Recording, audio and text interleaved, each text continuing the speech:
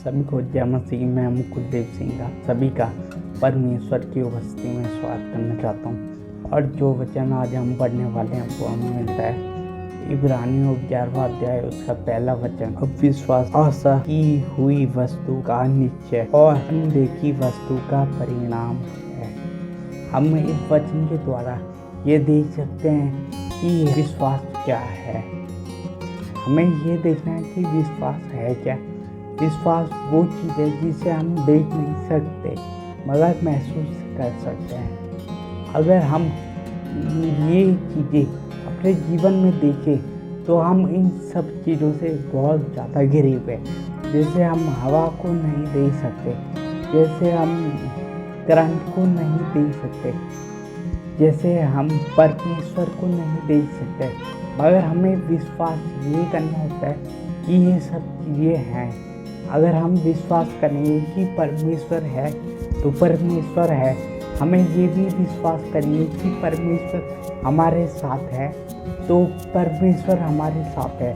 जो चीज़ है नहीं हमें उन चीज़ों में विश्वास करना है और उन्हीं विश्वास के द्वारा हम देखेंगे कि हमारे जीवनों में परमेश्वर के द्वारा काम होंगे।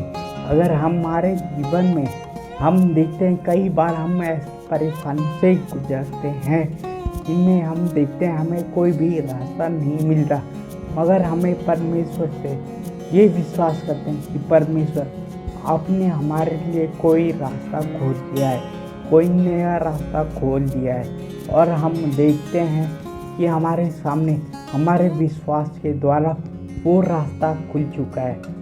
वैसे ही हम बहुत सारी चीज़ें देख सकते हैं विश्वास के द्वारा। जैसे हमारे जीवन में कोई परेशानी है, हमें उस परेशानी का सॉल्यूशन चाहिए तो हमें उसके लिए परमेश्वर पर विश्वास करना चाहिए, क्योंकि परमेश्वर हमें अपनी सहायता देगा। हमें परमेश्वर इन सब चीज़ों से निकालेगा जिन सब चीज़ों से परमेश्वर हमें निकालता है। और हमें परमेश्वर पर विश्वास पे आगे बढ़ता रहना चाहिए।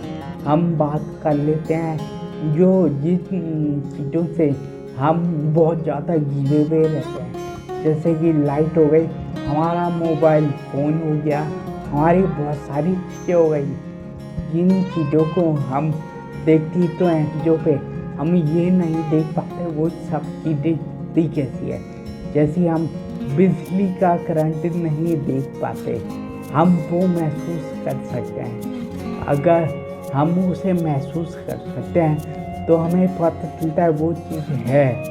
वैसे ही विश्वास भी है, हम उस चीज़ को महसूस कर सकते हैं। अगर हम महसूस करना चाहें तो हम ये भी बोल सकते हैं कि परमेश्वर मैं आपकी प्रेजेंस को महसूस करना चाहता हूँ, तो परमेश्वर हमारे बीच में उपस्थित है और वो महसूस हमें होगी कि परमेश्वर हमारे बीच में उपस्थित है। अब ऐसे ही हम देख सकते हैं इन सब चीज़ों के द्वारा कि हमारा विश्वास कैसा होना चाहिए और हमारा विश्वास इन चीज़ों में डिपेंड होना चाहिए, परमेश्वर की सामर्थ्य में होना चाहिए डिपेंड। जैसा मैंने इससे पहले वाले वचन में बताया था कि अब विश्वास परमेश्वर की सामर्थ्य पर निर्भर होना चाहिए, क्योंकि हमें परमेश्वर की सामर्थ्य दिखती नहीं है मगर हम उस सामर्थ्य को महसूस कर सकते हैं। मैंने वैसे ही कहा था उससे पहले वाले वचन में कि सुनने और सुनाने से विश्वास होता है, क्योंकि अगर हमें परमेश्वर की चीज़ें फैलाने में हमें उसकी प्रेजेंस महसूस होगी।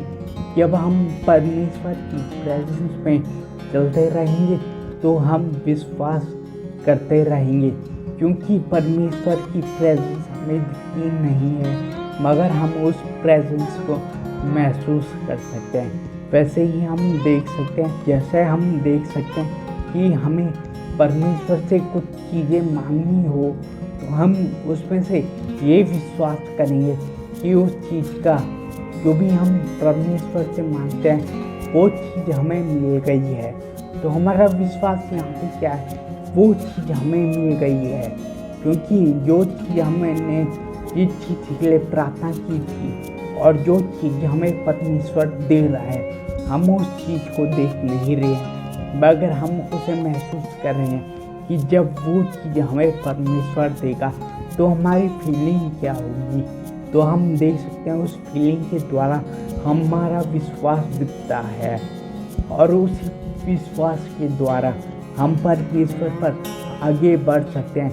अगर हम परमेश्वर पे आगे बढ़ना चाहते हैं तो हमें ये सब चीज़ें करनी होगी। हमें परमेश्वर के वचन को बांटना पड़ेगा और सुनना पड़ेगा। हमें परमेश्वर की सामर्थ्य को महसूस करना पड़ेगा। हमें परमेश्वर की सामर्थ्य में रहना पड़ेगा। हमें परमेश्वर की सामर्थ्य पर डिपेंड होना पड़ेगा, क्योंकि तभी हमारे लिए परमेश्वर अपने रास्ते खोलेगा और उन रास्ते में कोई डिस्टर्बेंस नहीं होगी, क्योंकि वो सब चीज़ें हमारे विश्वास के द्वारा खुली गई हैं। इसलिए मैं इस वचन के लिए परमेश्वर का धन्यवाद देना चाहूँगा, जो हमें आगे बढ़ने के लिए इंकरेज करना चाहता है। और इस वचन के द्वारा आप सभी को आशीष मिली होगी। सभी को जय मसीह एंड गॉड ब्लेस यू।